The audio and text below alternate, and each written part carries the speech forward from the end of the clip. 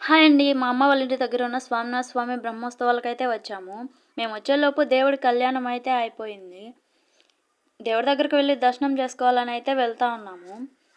ఈ గుడిలో ఎంటర్ అవ్వగానే పైన ఫ్లోర్‌కి ఒక చేప బొమ్మ ఉంటదండి.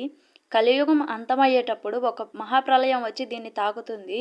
అప్పుడు ఈ చేప బ్రతికి నీళ్ళలో ఈదుతుందంట. అలా ఈదినప్పుడు కలియుగం అంతమవుతుంది అని చెప్పి ఒక నమ్మకం అయితే ఉంది ఇక్కడ. మనం ఏ టెంపుల్‌కెళ్ళినా కళ్ళు మూసుకొని దేవుడిని ప్రార్థిస్తాము. ఇక్కడైతే అలా కాదండి. మనం కళ్ళు తెరుచుకొని దేవుడి వైపు చూస్తూ, ఆయన ప్రతిరూపాన్ని చూస్తూ మనం దండం పెట్టుకోవాలి. అలాగే మన మనసులో ఉన్న ఏ కోరికనైనా అలాగే చెప్పుకోవాలి. ఇక్కడికొచ్చి ఏ కోరిక కోరినా తీరుతుంది అన్న ఒక నమ్మకం కూడా ఉంది. అలాగే ఈ గుడిని స్వయంగా నారద మహర్షి వారే నిర్మించారని చెప్తా ఉంటారు.